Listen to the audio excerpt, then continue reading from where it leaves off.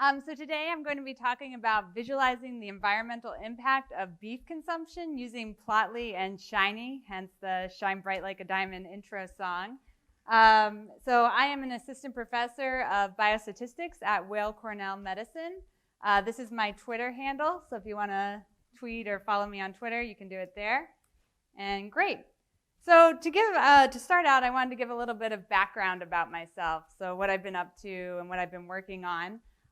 So these are a couple of places that I've worked. Once I finished my graduate training, I wanted to see what it would be like to be an industry data scientist. So I went and worked at Flatiron Health, where I did cancer research using electronic medical records data. I also worked at a small startup called Covera Health, where I did evaluations of different radiology interventions using claims data. And then I really missed academics. So I think that's maybe not a story people hear that often, of going to industry and like really missing academics and wanting to come back. So just recently, about 6 months ago, I started as an assistant professor at Weill Cornell Medicine.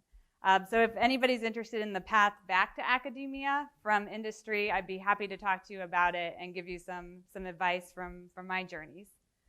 And so what I normally work on, and what I gave my New York R conference talk on, which you can see online, is brain imaging data. So I work a lot on structural MRI data. And some of the problems that I work on, right here I have a structural MRI from a brain from a person who has multiple sclerosis. This is an axial slice of the brain.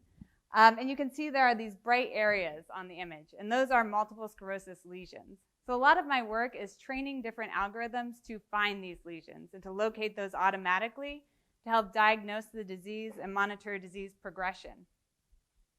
I also work a lot on something called super resolution. So right here on the right side, I have a low resolution image of the brain, and I use that to predict higher resolution images of the brain so that you can see more anatomical detail of what's going on. But today, I'm not going to talk about any of that stuff. I'm actually going to talk about meat. So this is a side project that I've been working on, and it's a collaboration with the Happy Valley Meat Company. So this is a client that came to me and had a data problem that they wanted to work on. It's a little bit of a weird data problem for me to work on because I'm actually a vegetarian, so I don't eat meat at all. But actually, the take-home message kind of jives well with my vegetarianism. So what Happy Valley Meat Company does is they basically go and they work with different farms. And they go to farms that have very high welfare standards. So they treat animals really well. They give animals a great life. And then they take that meat from those animals who have been raised well and sell it to different restaurants in New York City. And their mission is to better the lives of the people and the animals that feed us. And so how many people, are there some New Yorkers here? Okay, so we got a few New Yorkers. So some of the famous restaurants that Happy Valley Meat Company works for are Mamafuku. You guys know Mamafuku? So that one's super famous. Dig In, they do the meatballs at Dig In. So those are ethically made meatballs, so you can eat those and feel good about yourself. Bet Sao, Frenchette. There's this huge list of restaurants. I just picked some of my favorite ones.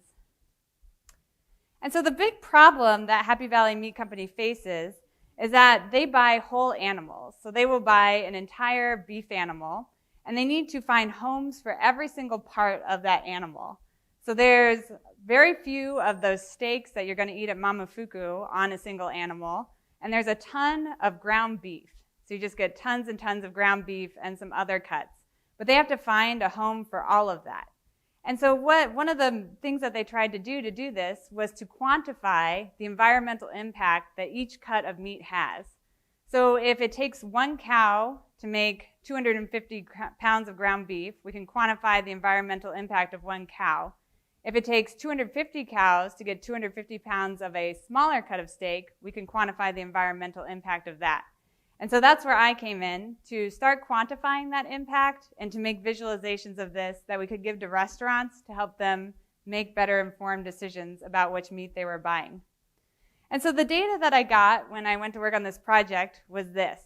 So normally I'm used to getting tons and tons of brain imaging data, but I got, this is just the head of the data, but I just got a very small amount of data. So I got whatever cut on the animal and how much the total weight for that cut was on the animal.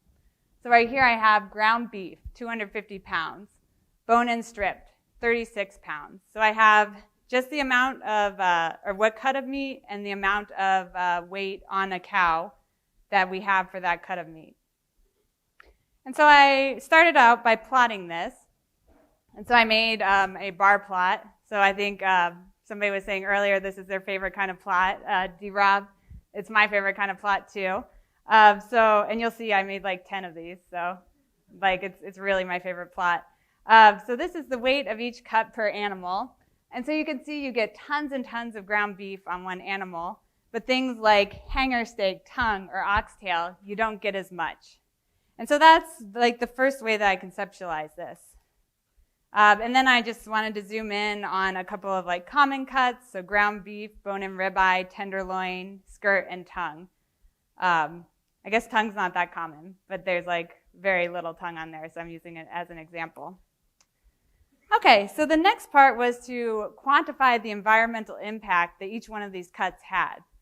So what I did was I looked up how much water a single cow used during its lifetime. So a single cow uses 6.36 million gallons of water throughout its lifetime. So that's quite a bit of water.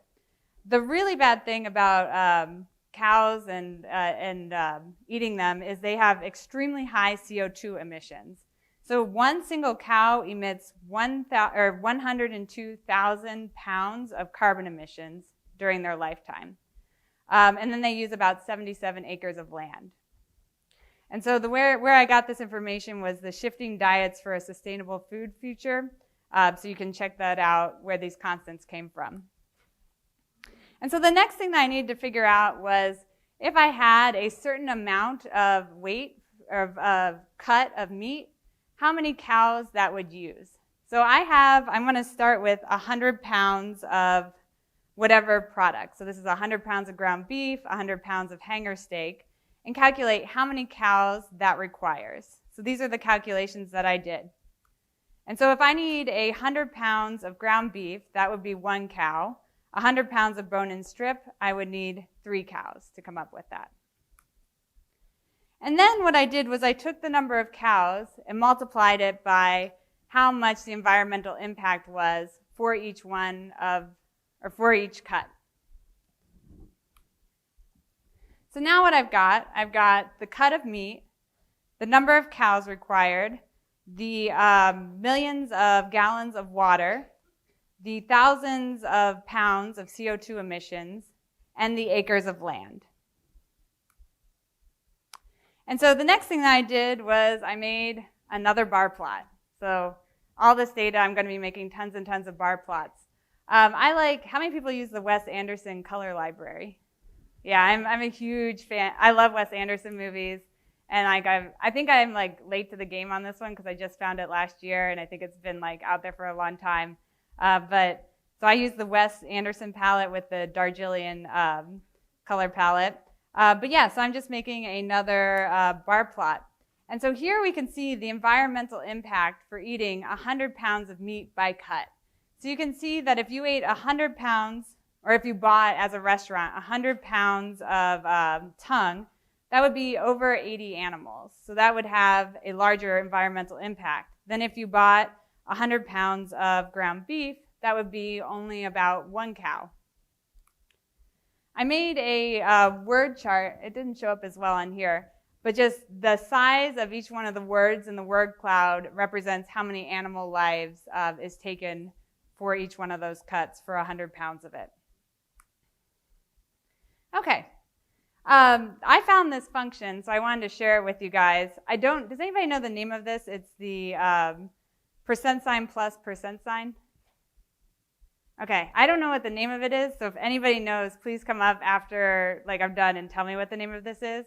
But it allows you to replace a data frame that you're using with ggplot. So basically what I can do is, if I have that bar plot where I'm plotting it for all the different cuts of meat, but I want to filter that down and only plot it for 4 cuts of meat, I don't have to redo all of my code. I can just say, plot that out, whatever the name of this function is, filter plot.data cuts in a particular cut list. And this is like my new favorite function. I found it like a couple months ago, so I wanted to share it with everybody. And this makes a smaller plot of these particular cuts. So my talk is on Plotly. One of the really convenient things is if you are making a ggplot, you can make it a Plotly plot with just one command. So if I use the library Plotly, and I use the function ggplotly, take my plot, and just put it in here, I get, oh, it got small. All right, imagine this a little bit bigger. Whenever I project things, they change. But now I have this thing that I can kind of click on and hover over the bars, and I can see the exact number of cows that each cut of meat takes. So if I look at round, that takes 2 cows to make 100 pounds of beef. Or if I look at oxtail, that takes 67 cows. So now I've made this into an interactive plot with just one command, ggplotly. So it's very powerful. I use this all the time in my collaborative work. If I'm making like a scatter plot and I want my investigator to be able to find outliers, I just take whatever ggplot plot I made, wrap ggplotly around it, and then people can investigate it automatically. So very, very powerful. So we can do this for those select things. And then we can do CO2 emissions, water usage, and land usage. So something that you'll notice is that all of these plots are like the same plot over and over again, like they're linearly related. The CO2 usage, the land usage, because it's all based on the number of cows and a constant. So I made this plot, but nobody liked this plot when I was, so I think this plot is great, but it was like beta tested with restaurants, and it was like very unfavorably, like no one liked it. But basically what I did is I took all the different cuts, and then I put 4 different axes on it. So I have thousands of pounds of carbon emissions, millions of gallons of waters, acres of land, and number of lives. Because I was like, who wants to look at the same 4 plots? And you know, it has the same information. But that got like nixed, like right out the gate. It was beta tested with some restaurants, and nobody liked the 4 different axes. So I want to talk about and show some Plotly code for some other projects that I've been working on. So somebody once joked that I'm only passionate about 2 things, which are data science and hiking. So I'm going to share something from my other passion with you guys. So how many people have ever gone hiking in the Catskills? A couple people, all right. So there's this notorious path in the Catskills called the Devil's Path. And it's about a 20-mile hike with like 8,500 miles of elevation gain. So there are 5 different mountains on the Devil's Path. And so I wanted to plot this thing, which is kind of a profile of the mountains in R. And I wanted to use Plotly so I could see how far along the trail I'd be going and what elevation that I would be at. And so this is part of the Catskills 3500 Club. So if you hike all of the mountains in the Catskills that are above 3,500 feet, there's 35 of them, you get like this little badge, and it's like a big deal. I just finished it this summer, so I hiked all of the mountains in the Catskills. Yeah, I'm very excited about that. It took me 2 years of like hiking like all the time to finish this. Yeah, so that's part of the Catskills 3500 Club. But so online, there's this research called CalTopo, which will give you latitude, longitude, distance in miles, elevation in feet, and a couple of other things for almost any hike in the United States. It might be in other countries as well. But this is data I got from CalTopo. And what I'm going to be interested in for this is the distance in miles and the elevation in feet. And so this is one where I went and wrote the code in Plotly. So I didn't use ggplotly. I wrote this directly there. So you can see it's not like the syntax from ggplot2. It's a little crazier. You need to kind of like learn, not crazier, but you need to learn like a different syntax to plot this. But I have a tutorial on my GitHub about all of like just using the the plot_lee function to make plots, so you can check that out. And it's all hiking themed, so I made like hundreds of like hiking themed plots using this. But you get something like this. So this is the Devil's Path. Along the x-axis, I have the distance in miles along the trail, and the y-axis is the elevation in feet. And so you can follow the trail, and you can go, okay, like 1 mile in, I am 2,260 miles, or excuse me, not miles, that would be crazy, feet above sea level. And then you might be interested, this mountain right here is called Plateau Mountain because it has this like plateau top on it. And you might be curious, like, what's the elevation of Plateau Mountain? So you can scroll around and you can see, oh, it's about 3,800 feet. And so I think this is a really fun, like, interactive plot of, like, for hiking. Okay, so the last thing that I want to show you, I promised some shiny. Okay, good, the internet's working. So this is the data product that I gave to Happy Valley Meat Company. They wanted to call it, I don't know if this name is very tasteful, the carcass calculator. I think, like, I was like, oh, and if you want, I will do it. But let's say we want 1,000 pounds of meat, and we're going to get maybe ground beef. See, I don't even eat meat, so I don't know what's popular.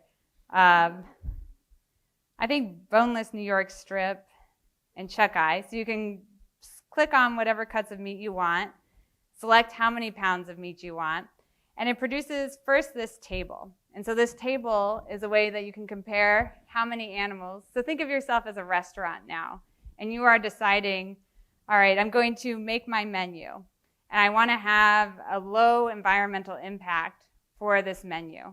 So you could say, all right, if I buy ground beef, that'll be 4 animals and like 411,000 pounds of carbon emissions. But if I did the menu with hanger steak, that would be 667 animals. And that would be like a ton of CO2 emissions. So you can actually make choices based upon this. And then I've got the CO2 emissions for or these bar plots with the Plotly thing so that they can visualize it this way. But this is where they didn't like the thing where I had the different axes, which I'm still stuck on. Because I think, like, clicking on each one, and it's the same plot. But yeah, so this is a tool that Happy Valley Meat Company actually gives to restaurants, and restaurants use this to plan their menu and try and pick the most environmentally friendly choices that they can that's appropriate for the restaurant. Great. Well, that's what I've got to show you guys today, so thank you so much.